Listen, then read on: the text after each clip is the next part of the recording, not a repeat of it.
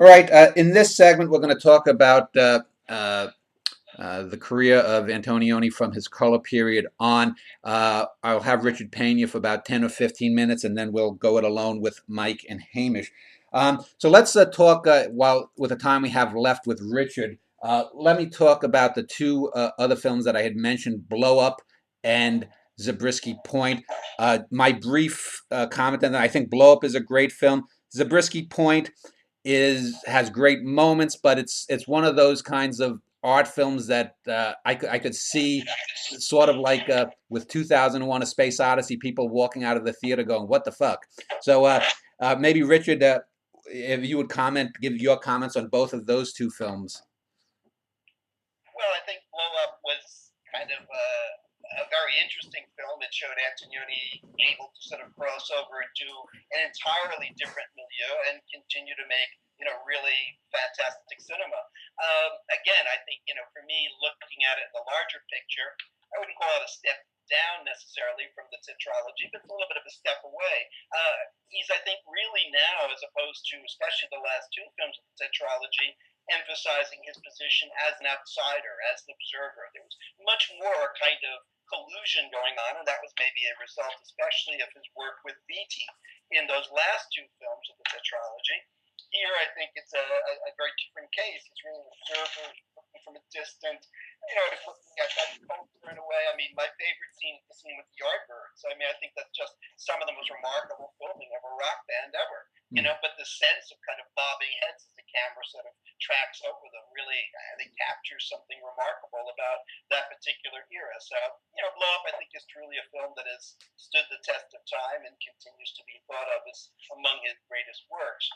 Zabriskie Point's a problematic film. I've grown to appreciate it more and more over the years. I was bitterly disappointed when I first saw it. I really liked Antonioni.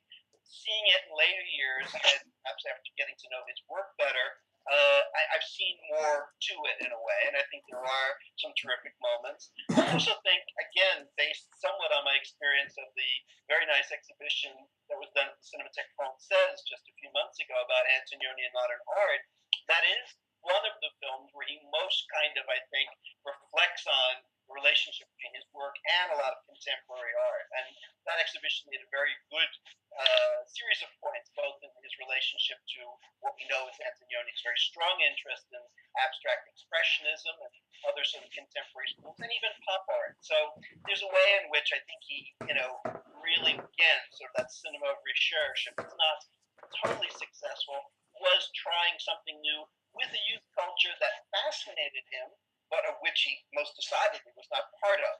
So in that way, I think, perhaps there was a case where the distance got too much, or he didn't in the end really come to grips with it, or was unable to come to grips with it in a way that he certainly could back in Italy. Mike Ross, what's your opinion of those two films, Blow Up first and then Zabriskie Point? I greatly admire Blow Up, but it is a disconcerting change. For one thing, the protagonist is such an unsympathetic person in many ways. He treats women abominably. There's always been a protest against sexism. Is part of Antonioni's vision, and Mika in the 50s deals with working women who often get treated really shabbily by men.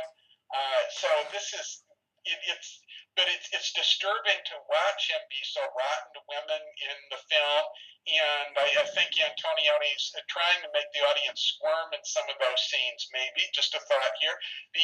I agree that the London sequence in the end with the Yardbirds was terrific. It shows Antonioni always loves to film shop windows and get reflections in store windows and other kinds of windows, and he has a field day with photographing London in a visually creative way. There's beautiful clothes there. In some ways, the swinging 60s in London centered on Carnaby Street and the revolution in fashion that it created, and the Blow Up captures that enormous detail. All the people in Antonioni films tend to be very well dressed. In some ways, he's very much an art filmmaker who isn't trying to entertain, but in terms of costume and fashion throughout his films, these are some of the best dressed Italians in the world. It's a side of Antonioni that comes to very much to the fore with all the wonderful costumes and clothes in London in the swinging 60s. There's lots of the park scene is fabulous. It's full of the curving lines, which are so important in Antonioni. And other films like Eventi, these tend to be curving roads, but here he's got a whole park that's built out of curvilinear forms, and he has a field day photographing it in creative ways. It's just very interesting.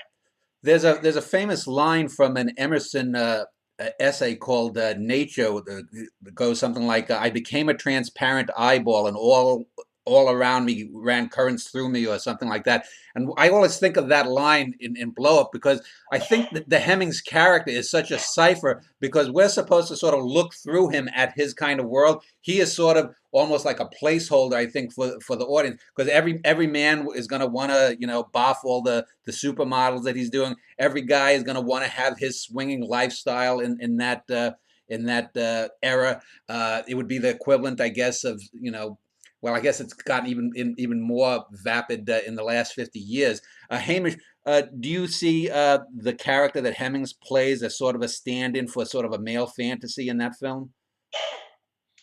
Yeah, look, obviously he is a very unsympathetic character. The other way to think about him, I guess, is the way some critics have, as a sort of stand-in for the director. Hmm.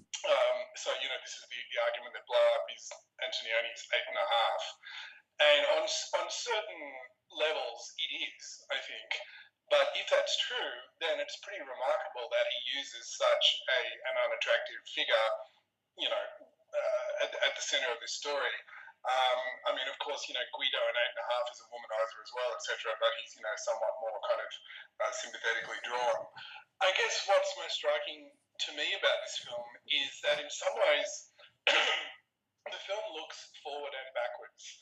I think it looks forward, as I've already mentioned, to what we call New Hollywood. And I say that for a very particular reason, that Blow Up achieved something that very few films have achieved. It was a huge hit, and it was, quote unquote, an art film. And that is something that, the whole generation of early 1970s New Hollywood directors tried to do. And it's very difficult to do. It's nearly impossible to do. And Blow Up is almost the prototype, I would argue. But the film also looks back, excuse me, in the sense that it returns to some of the 1950s interests of Antonioni's, particularly around everyday popular culture, both at the level of image production, so here obviously the photographer, and image consumption and kind of, I guess you could say proliferation through the culture. So in the tetralogy, although those things are there, in a sense, they're in the background to some extent, I would argue. With Blow Up, Antonioni is diving back into this world. And to go along with that, to kind of echo what's already been said, or implied, I think, the film is certainly, well, I would argue, a step back in terms of aesthetic interest and innovation and radicalization. It's almost the beginning of Antonioni's phase where he tries to, very successfully in many ways, mainstream his style of filmmaking for an English language, in fact, Hollywood mode, if you like.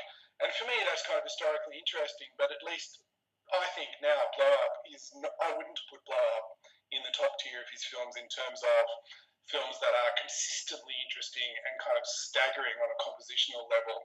But I would certainly agree with what the other two guys have said about the Yardbird sequence. I often show that clip in classes. It's an absolutely fabulous sequence.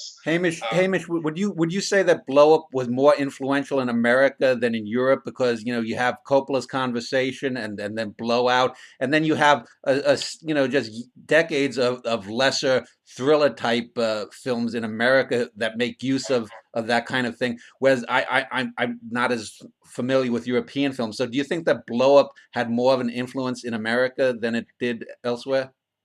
Yes, broadly I would say so. I mean, partly for the reasons I've enunciated, because it is in a sense a film that fuses two traditions of filmmaking very successfully.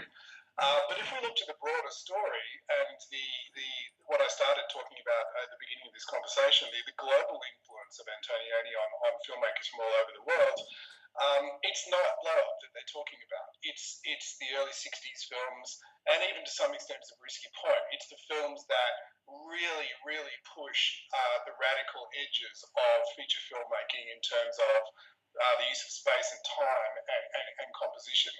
I mean, look, none of which is to deny that Blow Up isn't a great film. It is, but for me, it's a little bit more of historical interest, perhaps, than it is a film that would really blow, say, my students away. Yeah. How about Zabriskie? What's your opinion on that, quickly? Oh, look, I actually prefer it on the whole.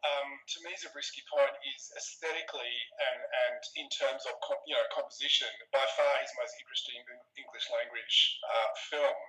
I think maybe Mike was talking about the interest in American pop art and the way in which he manages, in his one fully American film, he manages to really engage in an interesting way. I think not only with the kind of the politics of the moment, but also a whole kind of tradition of American avant-garde art, which had fascinated him for many, many years. And he got a chance to, I think, work, as it were, closer to the source. What fascinates me is that Zabriskie Point was, received the most appalling reviews in the United States when it came out, and even many of Antonioni's biggest defenders kind of dropped him like a hot potato. And I just can't help thinking that part of that is that the film is on a certain level a pretty extreme denunciation of a certain kind of dominant, American, vision. He's not fully on board with the counterculture, but there's no doubt, I think, that the film is still very sympathetic to that overall critique of the United States. So for me, it is one of actually the most successful films to riff on that crucial moment halfway through the Vietnam, the occupation of Vietnam by the US and the bombing thereof, that really explored the fault lines of the United States that are actually irreconcilable. So for me, it's actually a really major film. All right. Well, thank you, Hamish. Let's let Richard go. Richard Payne, if you want to have a final comment before you go. Bye-bye. Okay, bye. Well, we are back with Hamish and Mike Gross. Richard Pena had to leave. So I wanted to talk a bit about the post-Zabriskie Antonioni. I've only seen two films, Identification of a Woman and The Passenger, but the next film, I believe one of you had mentioned the documentary on China. And let me start with Mike, since you had some interesting comments about his documentary work. Tell me about what is it, Chung Kuo China. I've never seen just a handful of small clips on YouTube. I apologize. I've only seen a bit on YouTube too. Okay. There's a version with only Italian narration and language I unfortunately don't speak, so I felt I wasn't giving it a fair view. Okay. I could see his interest in umbrellas. Antonioni loves umbrellas, and he shows street scenes in Beijing where there's big shady umbrellas, just like he had in Italy 20 years previous to that in Evinti. So it's not to mention the umbrellas near the lights in David Hemming's studio in Blow Up. So you can see little motifs. There's interesting photography of Chinese buildings. What Zhonghua is like as a whole is completely unclear to me. All right, Hamish, maybe you can fill in some of the blanks about the China documentary for us. Well, I think it's important just for a moment to go back to Zabriskie Point, because these two films were the most disastrous films, well, in some ways, of his career, or the most important disastrous films of his career. Critically, you mean? Sorry? Critically or financially? Critically, yeah, and in very comparable ways. So Sam Brody in his book describes the Chinese response to Chung Kuo China. Of course, what he means by that is the official government response, because Chinese people were not able to see the film for a very long time.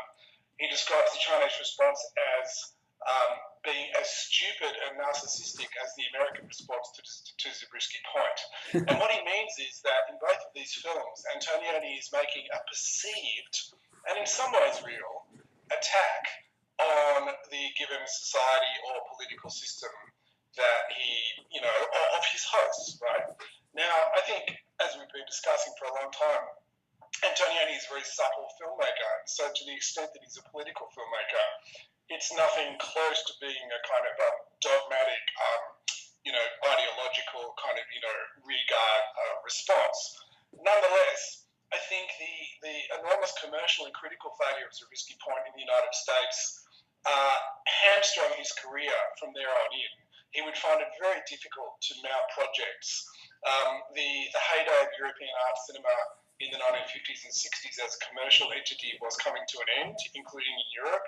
So it was very difficult, not only Antonioni, but Fellini and Bergman found it increasingly hard to rely upon the same funding structures. So they had to resort to different, often involving television, different kind of mechanisms. So Antonioni making a TV documentary is not that unusual, but certainly the response to it was. If we look at the film itself, it's really very difficult to see now what was so offensive about it. In fact, if you watch the film, which is an absolutely stunning film, it's a very affectionate movie, not only about what he encountered in China on a kind of human level, but even, I would argue, on a kind of developmental level. He portrays particularly the big cities in China as very developed, as very peaceful, as seemingly being run in a way that, has a certain kind of harmony to it. This, of course, is towards the end of the Cultural Revolution. Having said that, of course, there are moments in the film where it's been read as very much kind of suggesting a critique of a kind of a surface placidity. But we have to remember that, as I think Mike was saying a long time ago, Antonioni's interest is very much in the question of the surface and how we often interpret way too much. We assume way too much based on what we can see. So one of the wonderful things about Junko China is the way in which Antonioni foregrounds very much a theme that is throughout his work, which is the encounter with the other. So he shows up in China, he can't speak the language, and he doesn't claim for a moment to educate us about China. What he does claim to give us is an encounter between him and his Italian crew and this extraordinary country and this extraordinary experiment in communism. And on a very playful level, it's also a story of an encounter between his very Antonioni-esque camera and individual Chinese people who play literally a kind of almost a game of cat and mouse or hide and seek with the gaze. Finally, what's really striking is he's working with a new cinematography here, but the framing and the whole aesthetic surface of the film is perhaps surprisingly, or maybe not so surprisingly, of a piece in many respects with his other work. So yeah, I definitely recommend seeing it. Well, let's move on to The Passenger, Professione Reporter, as I guess it was known in Europe. That starred Jack Nicholson, and this is when Nicholson had really become a big star. I think, was this made before or after Cuckoo's Nest? I think before. Yeah. So that's another interesting film. I personally don't rank it up with some of the films of the 60s. Maybe Mike, if you want to talk about it to kick us off. I have mixed feelings about it. I think it's stronger visually than as a story or as a screenplay. Yeah. And when I first saw it, I was underwhelmed when it came out.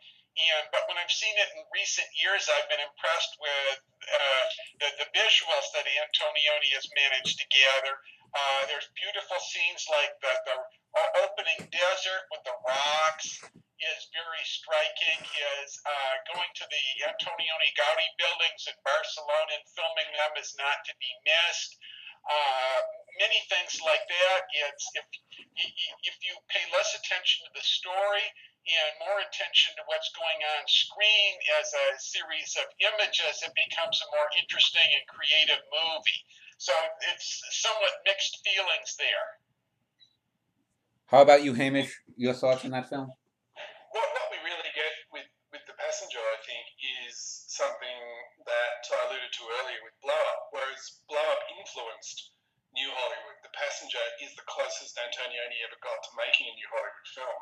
Now, that's despite the fact that the film is not set in the United States, but I think the presence of Nicholson, and just more generally the tone of the film, and even to some extent the look of the film, I think is closer, or at least more of a piece to a certain kind of pre-Jaws, early '70s Hollywood moment. But I think the most important thing for our present discussion is maybe to think about the film as, and I do like the film, but it is to some extent a kind of simulation of an Antonioni film.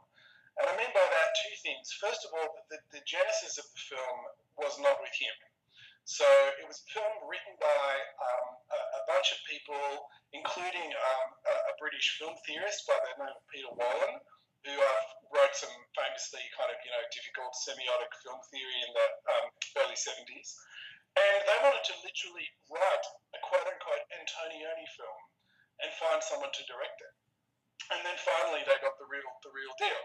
Antonioni was trying to mount a project called Technically Sweet, I believe was the title, which fell over very close to going into production. And he, in a sense, on The Passenger was a director for hire. Now, he did contribute to the screenplay, but in a much less prominent way to previously. And it's the closest we get to Antonioni as a Hollywood director. So in other words, more in the Hollywood mode of the director is a hired guy who comes in and applies his, potential authorship to the film. I think that's one way to look at it. But the final thing I'd say about this notion of simulation is that there's almost a sense of a slightly parodic version of an Antonioni film here that he himself had been riffing on, I believe, for a long time. So I think as early as La Notte, there are almost little excessive moments, are slight little in-jokes in the film, particularly some of the more po-faced moments with Mastroianni.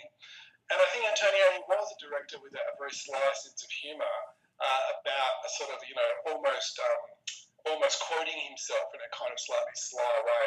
With The Passenger, I think that the entire film perhaps could be seen in this way. Having said that, there's an interest in the film on post-colonial and anti-colonial politics and war in North Africa, which is very interesting and very elusive. And I think in many ways The Passenger is actually his most political film in an overt way. Yeah. So, Hamish, was this sort of a funding thing in the way that Kurosawa tried to do Tora, and then did Dersu Uzala, getting funding wherever he could and work wherever he could? To some extent, yeah. I mean, as I mentioned before, Zabriskie Point in many ways didn't destroy his career, but it curtailed his career. So the rest of his career was really a history of unfunded projects to a large degree. Having said that, as I've already mentioned, all of the famous directors from his generation struggled, be they European or, as you say, Kurosawa in Japan, struggled for funding. So they had to resort to television or various international co-productions with not necessarily always happy results. So those two things, I think that the disaster of Zabriskie Point critically and commercially in the US and that sort of that broader drying up of European art cinema as a kind of institution is very important. Well, okay, let's move on then to, I'm looking his final four films: Mystery of Oberwald, Identification of a Woman, Beyond the Clouds, and then it looks like he did a segment in one of those kind of collaborative films called The Dangerous Thread of Things. I've only seen Identification of a Woman. I thought it was a good, solid film. Again, I thought it was sort of what you might call an old man's film. It's sort of, if you look at Bergman's later films, or if you look at Kurosawa's last 3 or 4 films, it's someone who was doing a film that you can see hints of what the grandeur before, but realistically, it is certainly a step down. So let me start with you, Mike. Let's like tackle those 4 films if you want in a row. Do you have any comments on any of those final 4 films, Mike, that we can kick this off with? I think Beyond the Clouds is a very nice movie. It's not as great a film as the tetralogy, but it's it looked to me like Antonioni was attempting to recapture some of the visual beauty in a cinematic approaches and technical approaches he used in the tetralogy, and that he came back with a very nice, visually beautiful movie that will appeal to anybody who loves Antonioni. It's not as great. It's a miracle it was made at all. He had spent years recovering from serious strokes.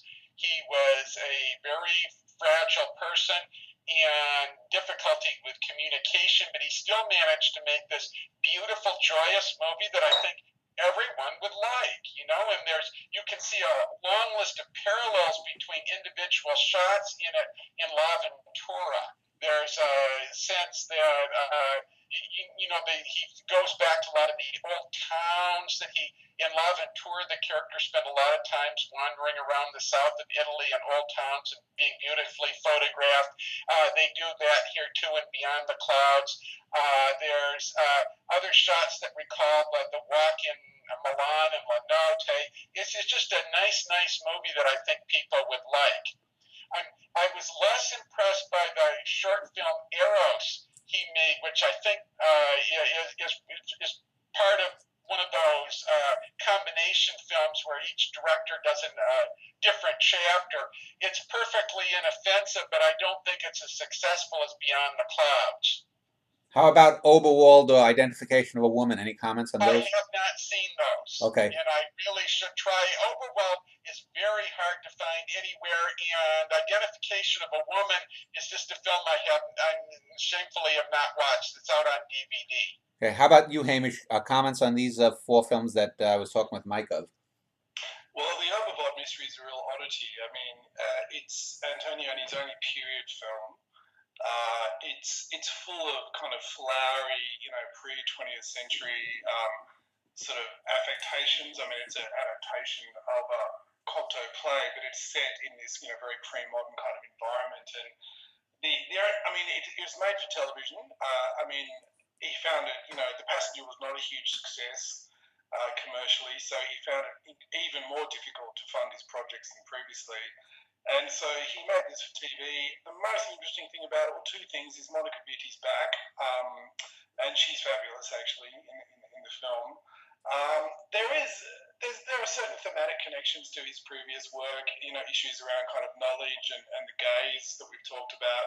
But most strikingly, connecting the film with Red Desert, he uses what was then cutting edge or relatively cutting edge color mixing, so that as the film was being shot, I believe it wasn't post-production, I believe it was live, although I'm happy to be corrected by somebody on that. He actually would manipulate the color of the image in incredibly radical ways. So, the architecture of a building will be sort of blue at the beginning of the shot, and he'll sort of turn half of it red or something, in the concluding moments. So it's an interesting experiment, but it's a kind of an oddity and mainly of interest to Antonioni sort of diehards, I guess. Identification of a Woman obviously is much more connected to the tradition that he works in.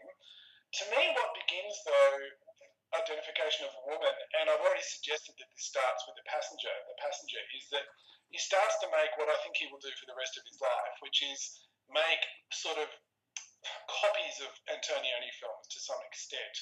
Identification of a Woman is like a less challenging, less fabulous, much less fabulous version of the famous early 60s films. I like it. It's one of the, it's one of the best Italian films I've seen from the 80s. But it's kind of like a very pale, rather mainstream version of the tetralogy films. And it begins what will go through right to the end of his career when it comes to Eros, which is a growing fascination with a very kind of almost exploitation level, kind of soft porn treatment of human bodies, particularly women. Okay, well, let's end this segment, and in our final segment, we'll talk about the later years, death, and legacy of Antonioni, as well as giving both Hamish and Michael closing remarks, and we'll do that in a moment.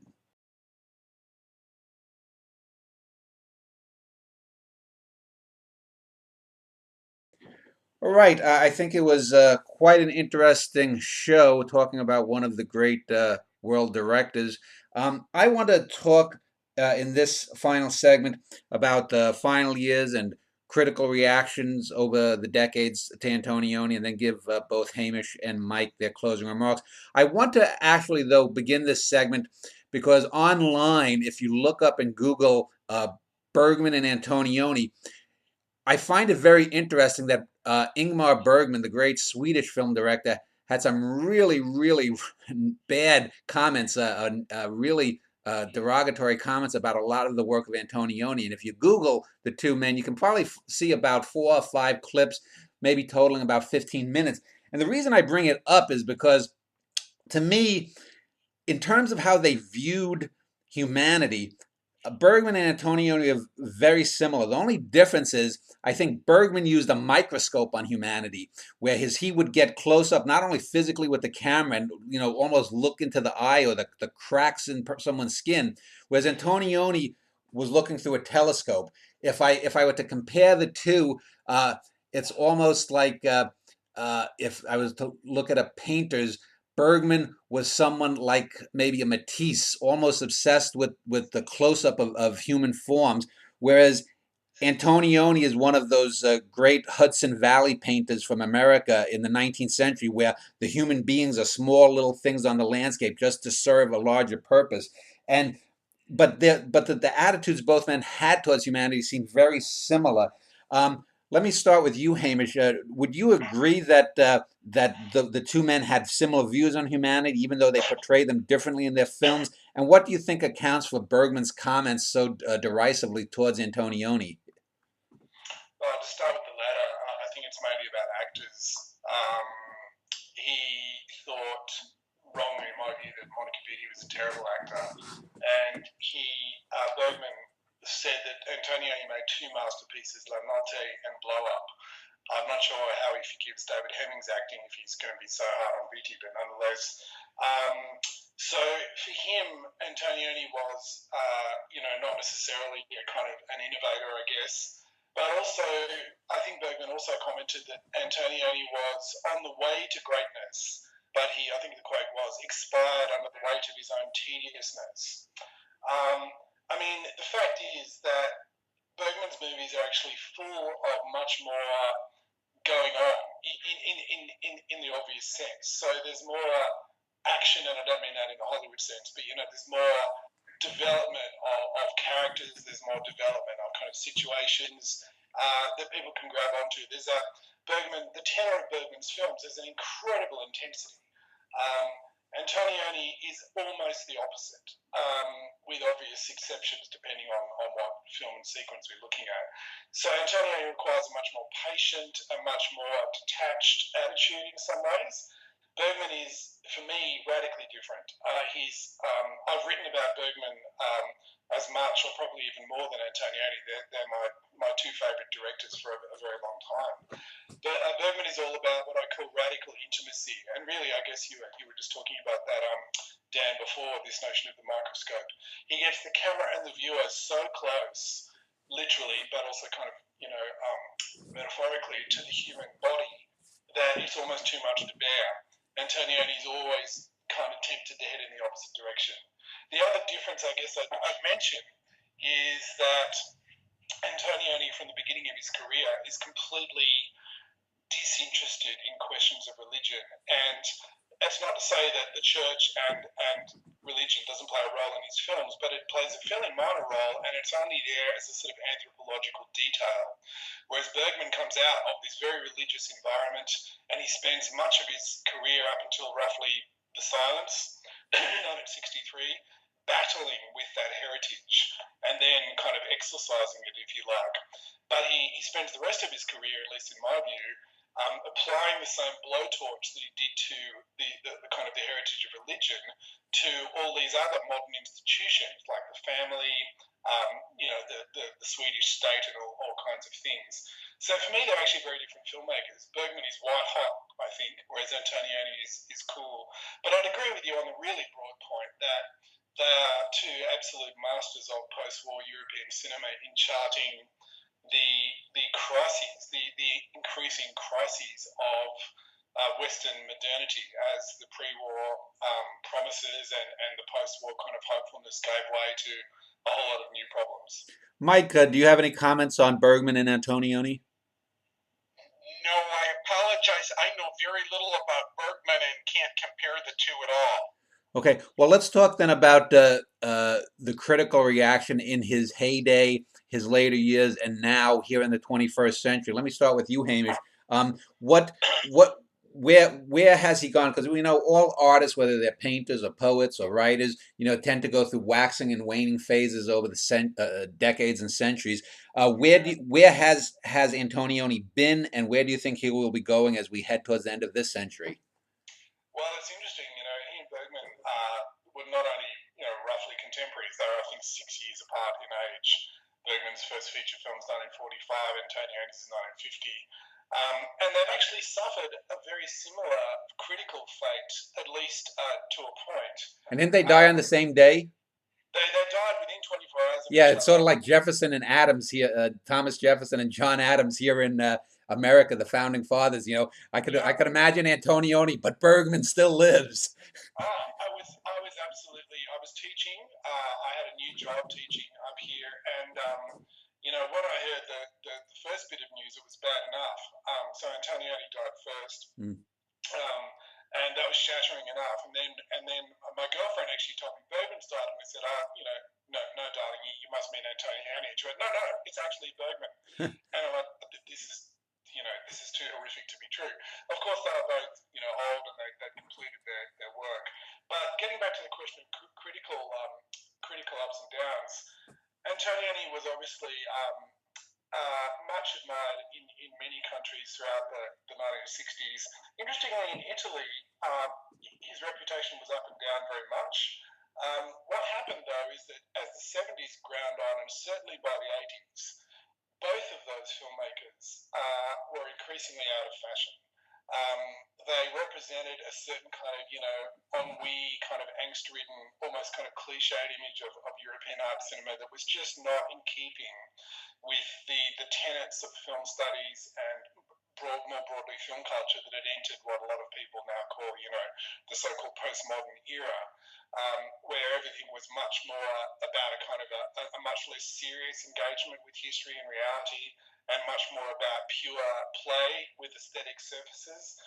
Interestingly, of course, Blow Up, according to many people, including the wonderful Hungarian film scholar András Balint-Kovács in his 2007 book on modern European cinema of the post-war period, he argues that Blow Up in many ways is the first postmodern film.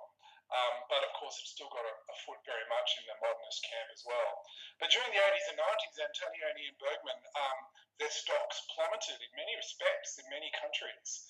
And it wasn't really until the late 90s when that started to change with Antonioni, although again, I'd go back to Sam Rhodey's book from 1990 as a crucial indicator that somebody was interested in writing a book about this guy again. Seymour Chapman's book had come out in the late 80s, so that played a role as well. But certainly since, I'd say, around about the late 90s, there's been a snowballing of interest in Antonioni's work and career, much more solidly actually than Bergman. So I would argue today it's much more Bergman who is undervalued than Antonioni as a kind of contributor to the story of narrative cinema. Mike, any comments on the critical reactions to Antonioni? Not really, and I very much enjoyed listening to Hamish's remarks and learned from them. Thank you. Well, let's end this interview then. I'll give both of you an ability to say whatever you want for a few minutes. Mike, let me start with you. If you could just sum up your views or your opinions about Antonioni in a few minutes. Antonioni is a visually creative filmmaker of enormous gifts, and at his best, everything in his movie is full of striking compositions, camera movement, colors in his color work. He's very much a pictorial filmmaker, and that is part of a vast tradition that flows through. It flows through art films where you have directors like Rene and Varda and Godard Godard being visually creative, but he's also in many ways surprisingly similar to Hollywood filmmakers who had pictorial gifts like John Ford, Joseph von Sternberg, Joseph H. Lewis, Vincent Minnelli, the Tourneurs, and to experimental filmmakers that are not often studied or mentioned. Antonioni's films do have some similarity to people like Gregory Markopoulos with Twice a Man, Willard Moss with Image in the Snow, Mike Cooker with films like Sins of the Fleshopoids. These are all filmmakers that, despite coming out of completely different worlds, having utterly different production histories, probably never meeting socially to each other, all their films, because of their tremendous pictorial qualities, have a lot more in common than one would think just reading the biographies of the directors. And it's something today I wish that the public as a whole were more interested in pictorially great films.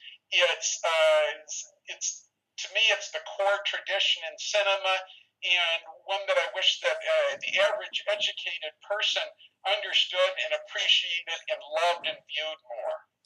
Well, thanks, Mike Gross, and we'll end with Hamish Ford in a second. I just want to let people know that you can look below this video and you can find links to Mike's website and websites for the other fellows and their endeavors below this video. So, Hamish, let me end the interview with you. If you could just give a summary of your feelings about Antonioni and film.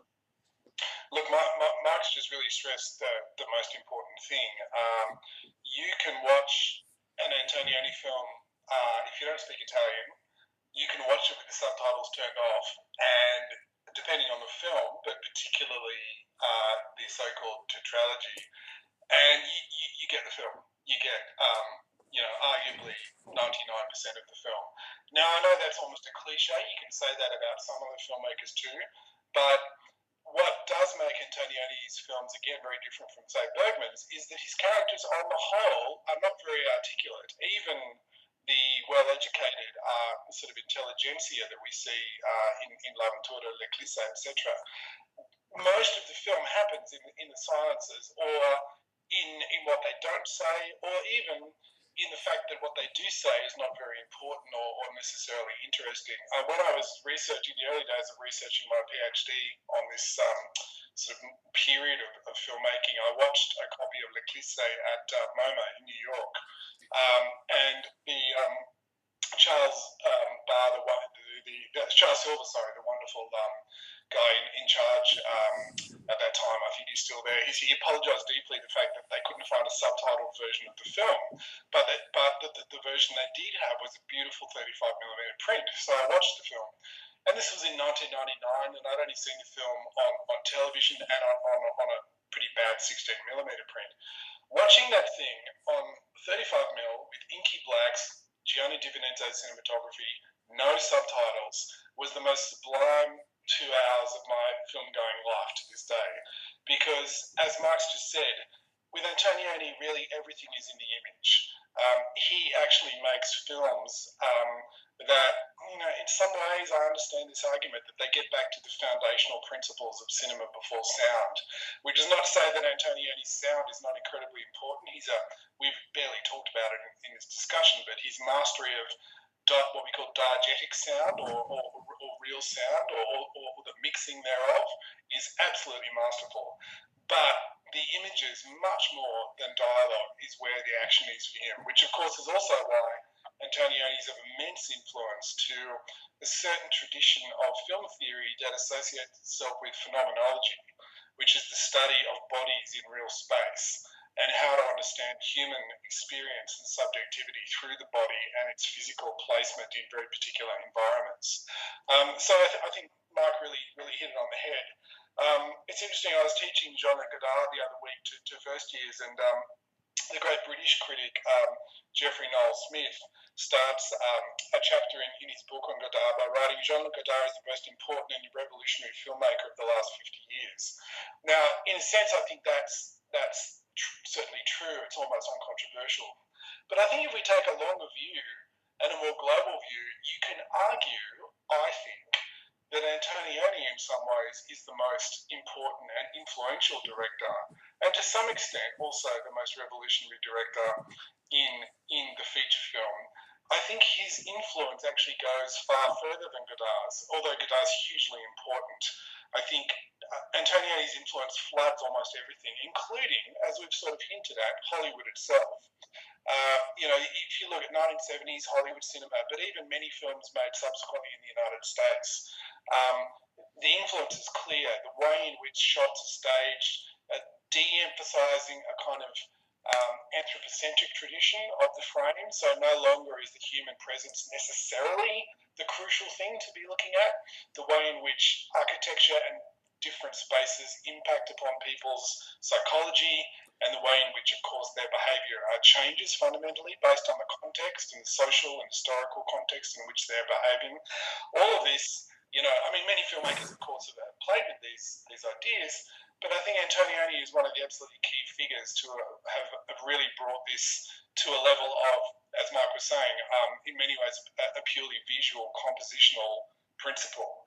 The last thing I want to say, I guess, is that his films, I think more than any other filmmaker that I can think of, in no way are less interesting the more you watch them. In many ways, they get better. When I'm choosing clips, or even when I was shuttling through a few films earlier on tonight, just a few of the films I hadn't seen for a while, it's like you want to watch the whole thing. You start to watch a scene, and you just get absolutely sucked into this velvety kind of not only blacks and whites, but colours and greys, and the textures of his films are so tantalising. Yet, I think as Richard or maybe Mike was saying earlier, scholars love Antonioni, but we also find it quite difficult in a way to put our finger on exactly what's so great about these films. We all try, but I'm not sure we ever quite get there. So luckily, it's the last thing I'll say, the films will always be greater than anything that any of us have to say about them. Well, thanks, Hamish. Just a few comments.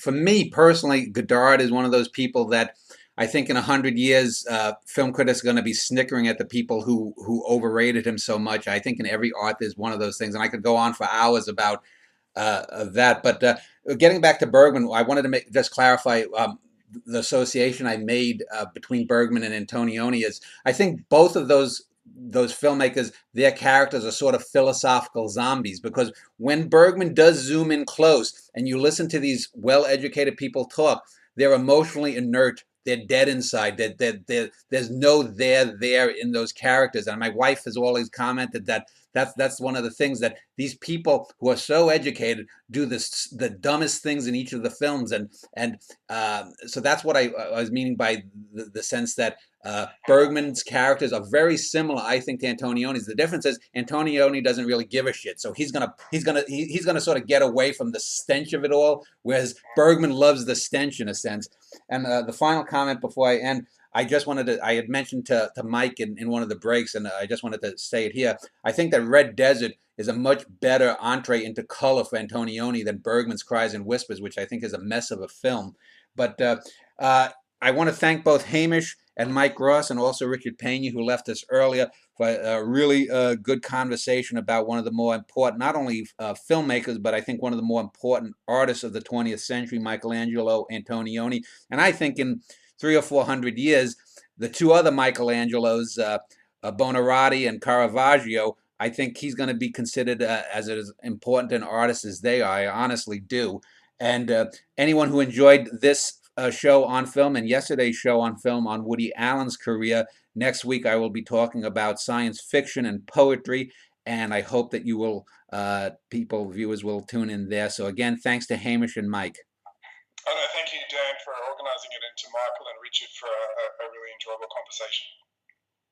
Okay, thank you. Yes, and thank you, Dan and Hamish and Richard, very, very much. It was a great privilege to take part in this. All right. Thank you. All right.